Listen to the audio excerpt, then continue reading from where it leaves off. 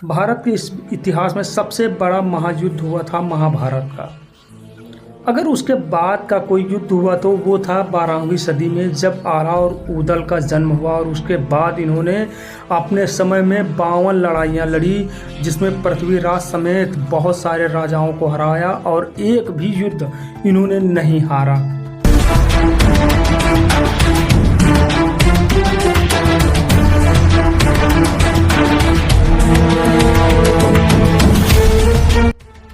इस समय हम प्रवेश कर रहे हैं उन्हीं वीर योद्धाओं के महल के अंदर।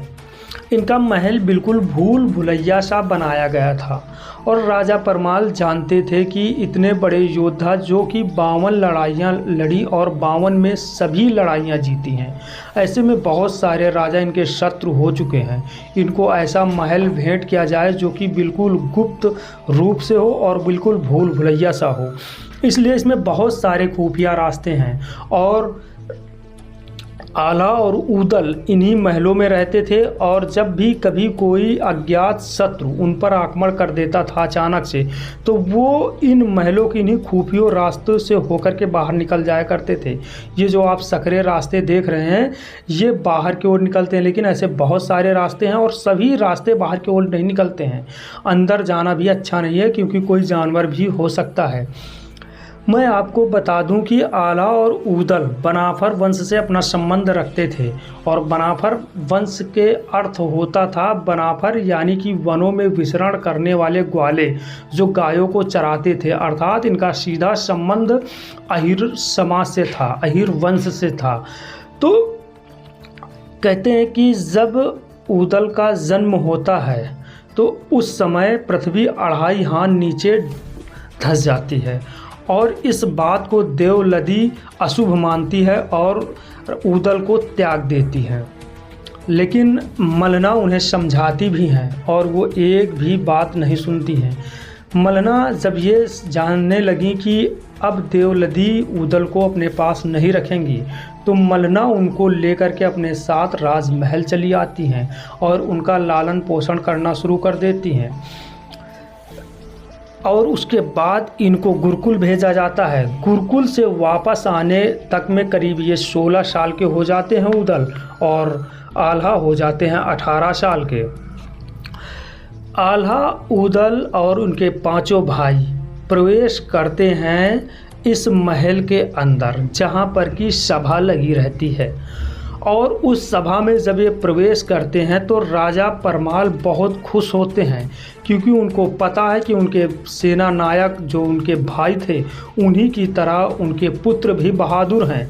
लेकिन उन्होंने उनको अपने सगे पुत्र से भी ज़्यादा प्रेम करने लगे और यहाँ तक कि उदल को अपना उत्तराधिकारी ही घोषित कर डाला।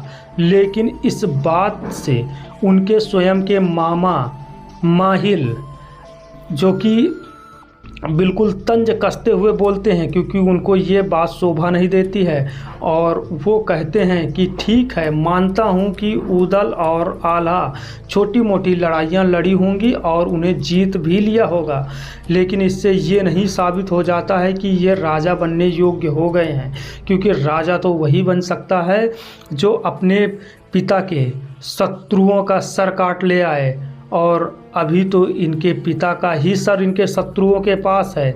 तो इन्हें सबसे पहले अपनी वीरता साबित करनी होगी और वो मांडवगढ़ जाएं और मांडवगढ़ में बघेल को हरा करके अपने पिता को सर लेकर के आएँ और उसका अंतिम संस्कार करें। तब इन्हें माना जाएगा कि इस महोबे राज्य के, इस बुंदेलखंड राज्य के सबसे अच्छे राजा बनने योग्य हैं। जब ये बात सब लोग सुनते हैं तो पूरे राज्य में सन्नाटा छा जाता है, क्योंकि किसी की हिम्मत नहीं थी मांडवगढ़ के राजा के खिलाफ अपनी आवाज़ उठाने की। कहते हैं कि मांडवगढ़ के राजा इतना क्रूर राजा था कि वो अपने शत्रुओं को ऊपर आक्रमण करने के बाद उन्हें मारता नहीं था, घसीटते हुए अपने राज्य ले जाता और उन्हें पत्थरों में पिरवा देता था और उसके खून को वहाँ के कुत्तों को पिलाता था। साथ ही जब सर नहीं पिटता था तो उन्हें वहीं के पेड़ों में टंगवा देता था। ऐसा ही हुआ था आला और ऊदल के पिता के साथ में, और उनके पिता के सर को भी बरगद की डाल में टंगवा दिया था। इससे वहाँ के लोगों में बहुत ज़्यादा डर व्याप्त था और वो लोग खांडवगढ़ के खिलाफ कुछ बोलने के लिए तैयार नहीं थे। लेकिन आला और ऊदल कहाँ मानने वाले थे। उन्होंने तुरंत इस बात के लिए आदेश दे डाला कि तुरंत ही आक्रमण किया जाए खांडवगढ़ में। लेकिन राजा परमाल जानते थे कि दुनिया भी उन्हें कहेगी कि अपना पुत्र होता तो इतने बड़े युद्ध में नहीं भेजते, और भाई के पुत्रों को इतने बड़े युद्ध में झोंक दिया। और दूसरी चीज़, अभी इनकी आयु भी बहुत छोटी है। लेकिन जब आयु की बात करते हैं तो ऊदल कहते हैं कि जो कुत्ता होता है वो 12 बरस जीता है, सियार होता है वो 18 होता है, लेकिन अगर कोई क्षत्रिय बिना युद्ध लड़े 18 साल से भी ज़्यादा जी जाए तो उसके लिए धिक्कार है। क्योंकि क्षत्रिय के लिए एक उसका दायित्व होता है कि वो 18 साल के अंदर ही कोई न कोई युद्ध जरूर लड़े, वो चाहे जीते या फिर हारे। इस बात को सुनने के बाद राजा परमाल उन्हें आज्ञा दे देते हैं युद्ध के लिए। और ढेबा जो कि कहते हैं कि ये पूरे पांचों भाई पांडवों के जैसे थे। इसमें भी ढेबा बहुत ज़्यादा वास्तु और शास्त्र के ज्ञानी थे, और उन्होंने बताया कि अगर हम लोग खांडवगढ़ को जीतना चाहते हैं तो सबसे पहले वहाँ के बारे में, वहाँ के जो कि बनावट के बारे में मुझे पता करना होगा, क्योंकि खांडवगढ़ को तोड़ना इतना आसान नहीं है। कहते हैं खांडवगढ़ इतना शक्तिशाली गढ़ था, इतना शक्तिशाली राजा महल था कि वो तोड़ने के लिए सबसे पहले आपको पभूरी वन को क्रॉस करना होगा, फिर चारों तरफ लोहे के जाल बने हुए थे उनको तोड़ना होगा, उसके बाद खाई को क्रॉस करना होगा, फिर कहीं जा कर के आप उस महल तक पहुंच सकते हैं जहां पर कि खांडवगढ़ है। अब ये लोग एक भेष बदलते हैं, भेष बदलने के बाद मांडवगढ़ पहुंचते हैं और वहां पर इन्होंने उसकी कमजोरियां जानी। उसके बाद वहां पर पूरी ताकत के साथ आक्रमण किया और उसे जीत लिया। और जो वहां का राजा बघेल था वो छुप गया था और उसे ढूंढ करके आला और ऊदल बाहर निकाला, और वो कहते हैं कि ऊदल एक ही तलवार को झटके में उसका सर काट देते हैं। जब इस बात को पूरे बुंदेलखंड में पता चलती है तो चर्चाएं होने लगती हैं और उनके नाम से लोग एकदम डरने लगते हैं। लेकिन इधर मामा माहिल के अंदर कुछ और ही चलने लगा। इस बात से वो जलने लगे कि आल्हा और ऊदल कैसे जीत सकते हैं इतने शक्तिशाली राजा से। उन्होंने समझा कि अब इन्हें अगर ख़त्म करना है तो इन्हें मिटाने का सबसे अच्छा रास्ता है कि इन्हें भिड़ा दिया जाए सबसे महान राजा पृथ्वीराज चौहान से, जो कि शब्दभेदी बाण भी चलाना जानते हैं।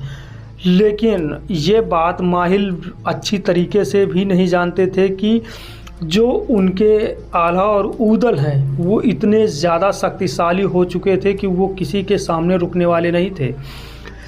जब वो आल्हा और ऊदल पहुंचते हैं तो मामा माहिल बताते हैं कि मलखान के पिता को मार करके, उन्हें हरा करके पृथ्वीराज चौहान अपने पुत्र को वहाँ का राजा घोषित कर देते हैं। जब ये बात आल्हा और ऊदल को पता चलती है तो वो तुरंत अपनी सेना के साथ आक्रमण करते हैं और उन्हें हरा करके पुनः वहाँ पर अपना राज्य स्थापित करते हैं।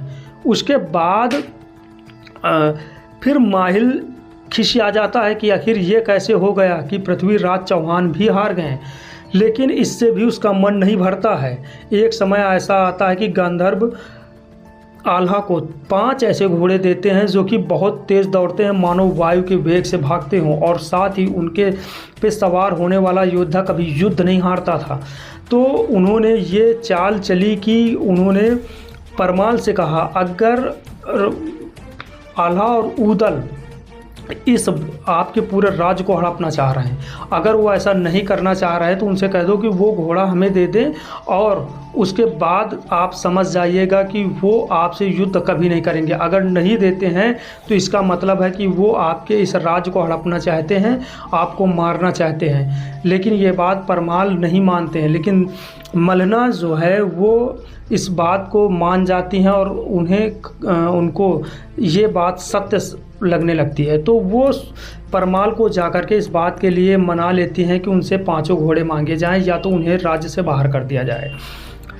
राजा परमाल आल्हा से बोलते हैं, आल्हा अगर तुम मुझे चाहते हो तो अपने 5 घोड़े दे दो, अगर नहीं देते हो तो तुम्हें यह राज्य छोड़ना पड़ेगा।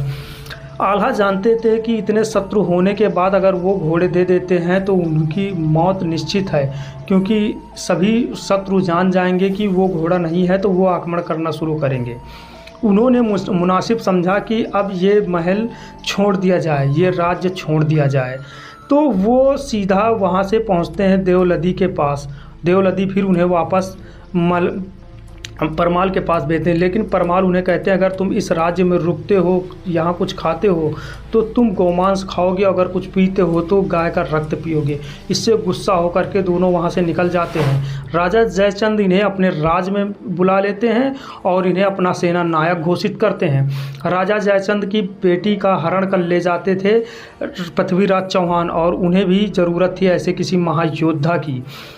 तो उन्होंने, जब राजा पृथ्वीराज चौहान को पता चलता है कि परमाल अपने सेना सैनिकों को, आल्हा और उदल को यहाँ से निकाल देते हैं, तो वो उन पर आक्रमण कर देते हैं। परमाल इस बात से घबरा जाते हैं और 15 दिन का समय मांगते हैं। उसी दौरान ढेबा उन्हें बताते हैं कि वो राजा जयचंद के यहाँ हैं, और उसके बाद उन्हें पत्र भेजा जाता है। उन्हें साथ सम्मान बुला करके उन्हें सेनानायक बनाया जाता है, और फिर पृथ्वीराज से महायुद्ध होता है। और उस महायुद्ध में पृथ्वीराज चौहान की पूरी सेना को आल्हा और उदल तहस नहस कर देते हैं, लेकिन उनके सेना नायक धोखे से उनके ऊपर भाला फेंक देते हैं और वो उनके सर को, सीने को पार करते हुए ज़मीन में धंसता है। जब ये बात उदल को पता चलती है तो उदल पूरे आवेश में आकर के पूरी सेना को काट डालते हैं और यहाँ तक कि पहुँच जाते हैं पृथ्वीराज चौहान तक। उन्हें इतनी बुरी तरह घायल कर देते हैं कि पृथ्वीराज चौहान ज़मीन पर गिर पड़ते हैं, और जब उनका गला काटने ही वाले होते तो गुरु गोरखनाथ जी आ जाते हैं और उनसे उनकी प्राणों की भीख मांगते हैं। कहते हैं कि तुम मुझे यदि गुरु मानते हो तो फिर राजा पृथ्वीराज को छोड़ दो और इन्हें जीवन दान दे दो। और इस बात से आल्हा उन्हें जीवन दान दे देते हैं। कहते हैं इस युद्ध के बाद आल्हा पता नहीं कहाँ गुमनामियों में खो जाते हैं। कहते हैं कि माता के आशीर्वाद से आल्हा अमर भी थे, और कहते हैं मैहर में आज भी वो जल अभिषेक के लिए जाते हैं। सर्वप्रथम सबसे पहले आल्हा ही वहाँ पर जल अभिषेक करते हैं, उसके बाद ही कोई करता है। आखिर इसकी सच्चाई क्या है ये तो हम लोग मैहर पहुँचने के बाद ही आप लोगों को बता सकते हैं। तो देखने के लिए आप बने रहिए हमारे चैनल को और सब्सक्राइब कीजिए। आगे की कहानी देखिए अगले एपिसोड में।